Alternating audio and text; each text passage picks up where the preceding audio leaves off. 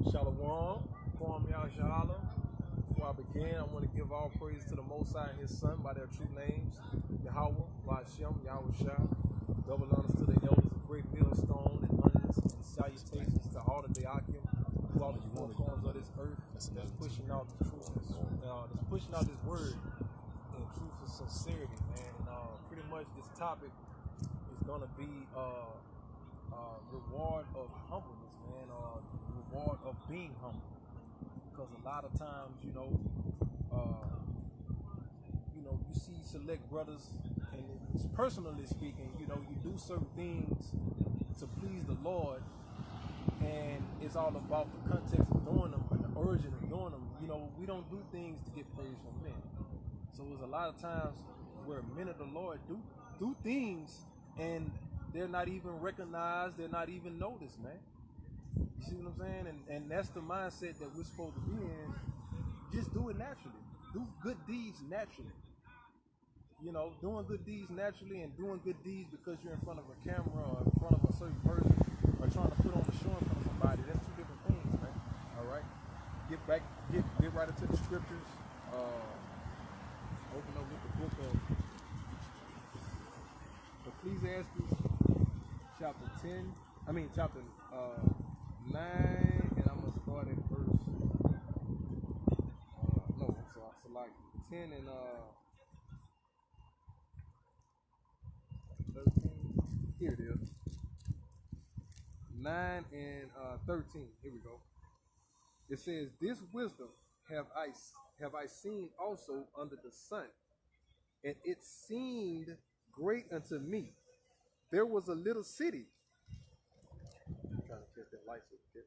It says, there was a little city and few men within it, and there came a great king against it and besieged it and built great bulwarks against it.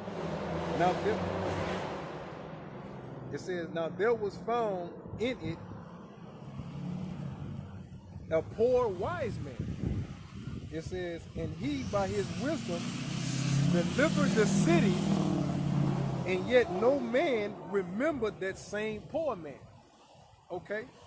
But you notice how it says, and yet no man. Now, when we out there on these highways or byways, what are we out there doing? We out there preaching to the lost sheep of the house of Israel that death, woe, and pestilence is coming, man.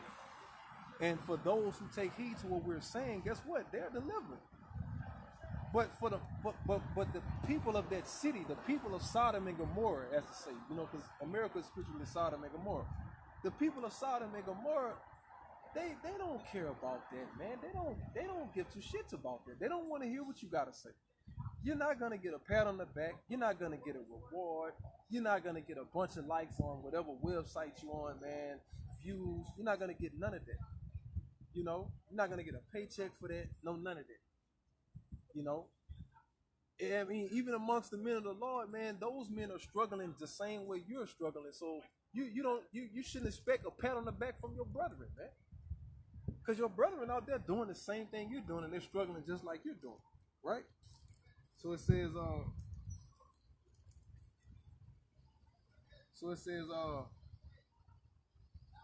then said I, which Solomon speaking, wisdom is better than strength. Nevertheless, the poor man's wisdom is despised, and his words are not heard, man. So that's why we're in a situation where people laugh at us. Family members take you as a joke. Your woman. A lot of jakes get these women and stuff like that. You be like, man, baby, I'm an Israelite, and according to the Bible, you're supposed to live this way, and 2 weeks later, she like, fuck you and that Bible. You know what I'm saying? And what you gonna fall out of the truth for that, man? The Lord is giving you warning of these things. All right. So it says, I got one more verse, and it says, the words of the wise man are heard in quiet, more than the cry of him that ruleth among fools, man. So you want that glory, that false, vain, vanity as excuse of what they call glory of this world?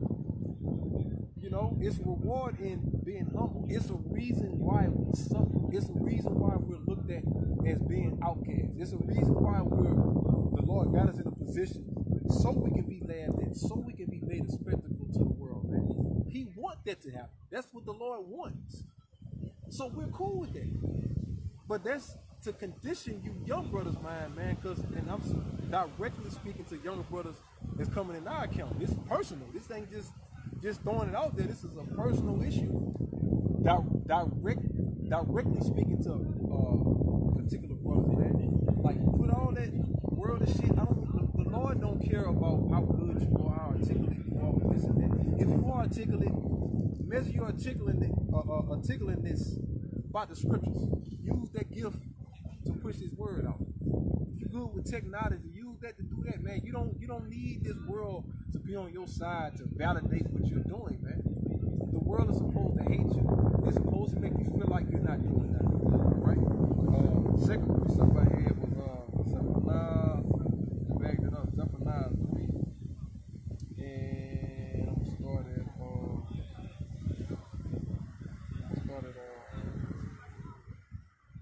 9. So like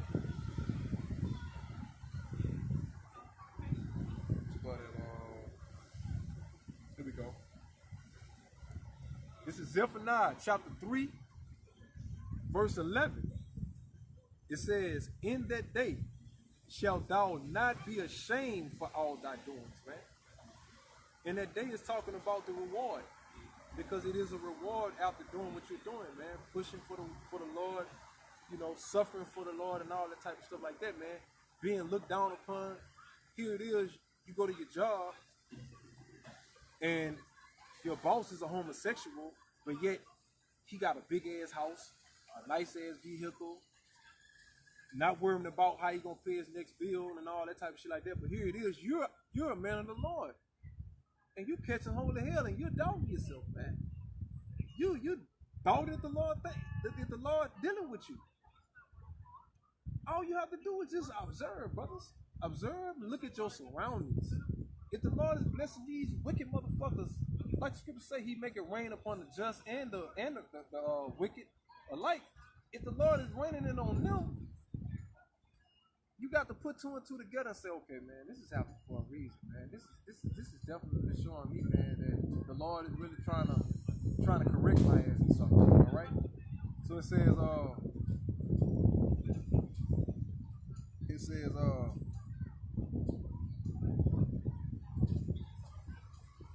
says, verse 11, "In that day thou shalt not be ashamed for all thy doings, wherein thou hast transgressed against me. For then I will take away out of the midst of thee them that rejoice in thy pride. And thou shalt no more be haughty because of my holy mountain," man. You see what I'm saying? So the Lord is purifying, and He's taking out all of the impurities, man, that's in front of us, that's in the midst of us and stuff like that. All these different things that's causing your mind to go to the left and keeping your mind overly occupied with shit that it's not supposed to be on, man. You know, like, we at the end of this thing. So all of these prophecies have to take place. So when the Lord say, you shall be mocked, you shall be shamed, you shall be a spectacle, you shall be hated. When these things come, don't fucking fold, don't buckle, man. Be ready for them. Man, the Lord said that. So the Lord must be dealing with me, man. I'm going through what He said, man. Matter of fact, let me get this scripture right here.